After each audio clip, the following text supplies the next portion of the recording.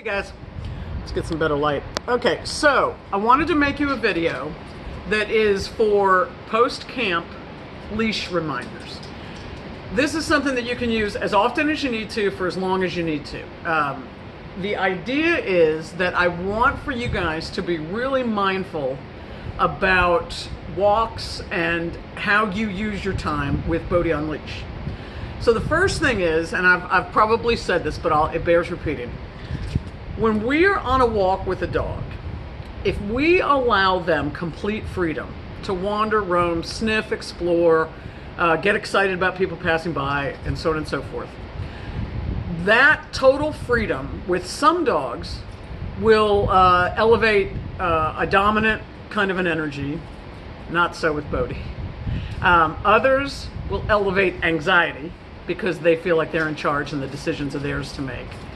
Not with Bodhi. And then others will get excited. The more control they have, the more excitement starts to wind up in their brain. That's Bodhi.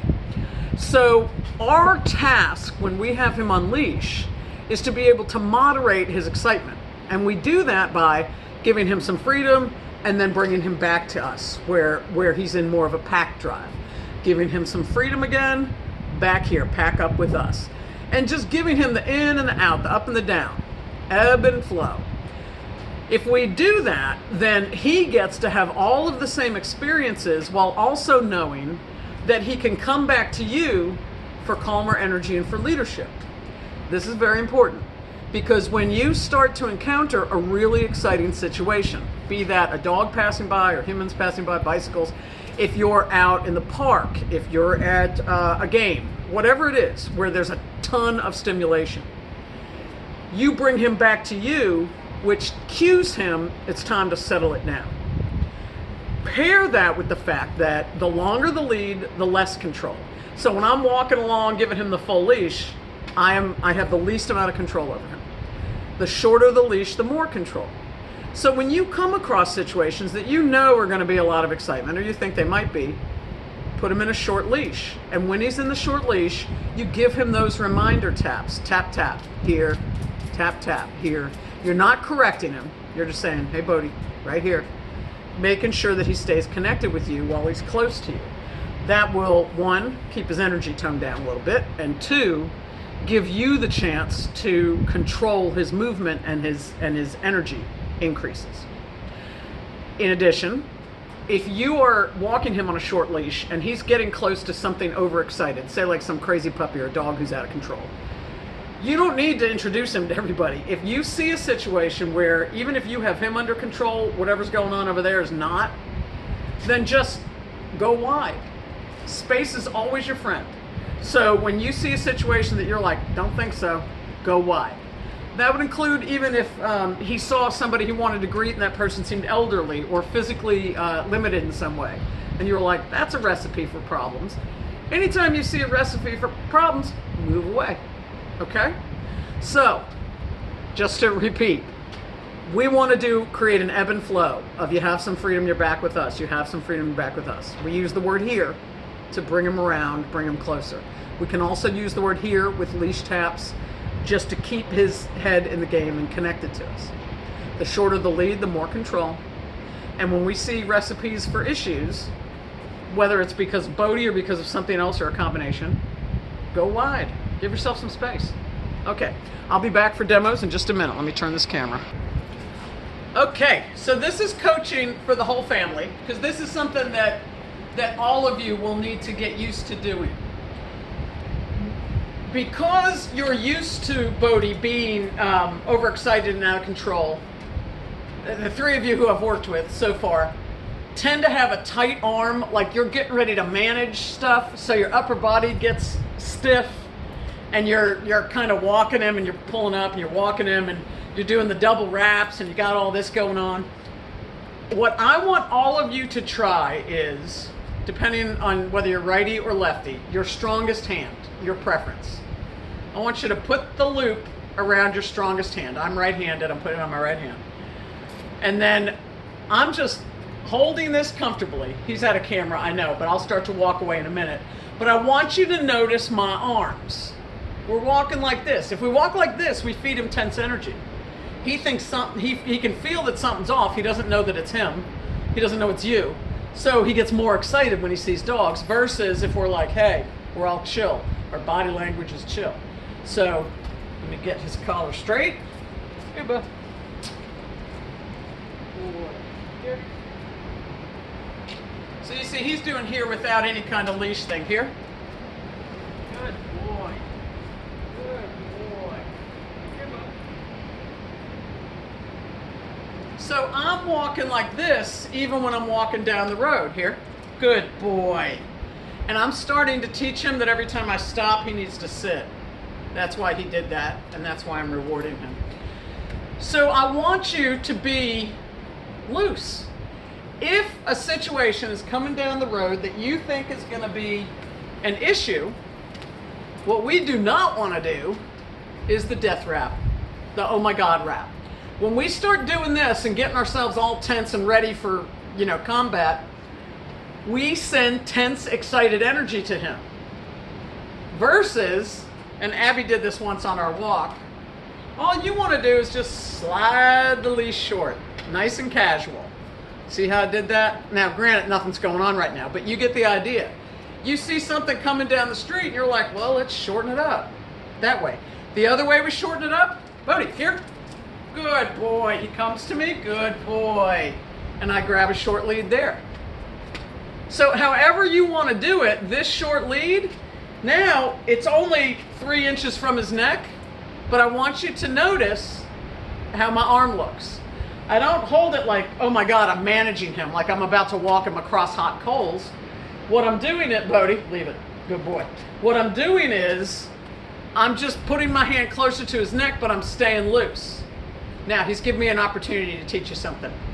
When he starts playing with the leash like this, notice that I do not pull from him. If I start pulling and saying, drop, leave it, the pulling action makes it a game for him. In his mind, you're doing tug of war. You need to know what signals you're sending him. So, if he grabs it and starts pulling, the first thing I do is feed it out a little bit and give him slack. And then I say, leave it, and I pull up. So the leash is in his mouth, and I pull his head toward the sky. He's already lost interest, though, because I wasn't paying any attention to him. That's the other option. I'm talking to my phone here, talking to the camera, and he found me to be a bore. So if you can just loosen the lead a little and be boring to him, that's also. When he gets in a playful mood, do not try to become the boss of him. It's a bad time to try to become the boss. He will always win. Because the more we try to become the boss, the more we feel like a dog who's wrestling. To him, he's not being defiant. It's because our body language, our energy is saying play. All right, let's get back to what we're doing here. So, we have some excitement coming. See my arm? Loosey-goosey. Here, bud. Good boy. Good boy. This way. Here, bud. Good boy. Sit. Yes. That's the other thing I wanted to show you. Notice that when I stopped, I took the lead and I popped straight up and I said, sit. I want you to practice with him, and you can just do this for 5 minutes back and forth in the road if you want to, or you can do it in the course of the walk. To just come to a stop and tell him to sit. And when you say sit, I want you to pull up, 1 pop, and then wait. If he doesn't sit, pull up again. Signal and command. The idea is every time we stop, he needs to stop. He'll get to a point over time where the minute you come to a halt, he'll sit without you saying anything. But right now, we say sit and we pull up, like so. Here, bud. Here, bud. Good boy. Sit. Yes. Now, notice that I keep the treats in my pocket, not in my hand, because I don't want him watching. Notice also that as I'm standing here and I'm moving about, that he stays seated. If he pops up before I tell him let's go or break, before I give him a cue, then I'm going to make him sit until I tell him we can go. Break. Good boy. Good boy. Good. Now, if I'm walking him on a long leash like this, I need to choke up before I tell him to sit. Sit. Yes. Now, I'm ignoring this, the shake. I'm ignoring that. Hey, but good boy. Good boy. Yes. Anytime he does something I haven't asked him to do, I ignore it. Good. We call this proofing. When he's told to sit, he needs to stay there until he's released. Break. Good boy. Sit. Yes.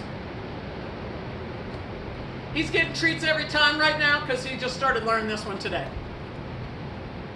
But by tomorrow, he'll get a treat maybe every other time. We've been working a lot on the release word. The better he understands the release word, the more likely he'll stay in place and wait for it. Break. Good boy. Good boy. Okay, we're going to pause and change topics. Okay, the last segment of this leash reminders is that he's going to sit now and listen to me. Is that I want you to be mindful of using the prong in its appropriate way. And this is something that we've talked about. If he is allowed to just pull on with this prong, it's not going to do any good. It does not do any work on its own. It is all about how we use it. And the way we use it is we pop, release. Pop, release. The pop doesn't have to be crazy hard, but if he ignores the first pop, you might want to make the second one a little bit harder. But the important thing is, after you do that, release. Because what you're trying to do is go, hey. So if I'm trying to get his attention, I would tap him. I wouldn't do this, although that does seem to get his attention. So it's always pop, release. Even when you're just having a conversation with him, like when you're walking close, you can just do a leash, a wrist, and say here, here. So sometimes you may not say here and other times you might. He is very responsive to the word, but you always want to make sure that you're pairing your leash signals with it. You can give a leash signal by itself, like I can go like this. Yes. So I didn't say here that time. And then here, let's see what he'll do if I don't say the S word. Yeah. See, so I gave him the sit signal. Hey, bud. I gave him the sit signal and did not say the word. Love it. Break. Good boy. Good boy. I don't know if I have anything. Oh, here it is. Good boy. So, whether he is on the full length of leash, or he's half leash, or you've got him all choked up, it is always a pop release. Always a pop release. Anytime that leash gets tight, if he's pulling ahead, you need to interrupt it. And you interrupt it by giving it a little bit of slack and then pop. Okay? So if it gets tight, create slack and then pop. If it gets tight again, you need to bring him back around and have him walk next to you. If he's out at half a leash or full leash length and he is continually pulling, you need to say here and bring him back to your side, at least for a while, because his energy's getting to his side. All right? And of course, call me anytime and we can practice, and we'll practice when I see you at home. All right, over now.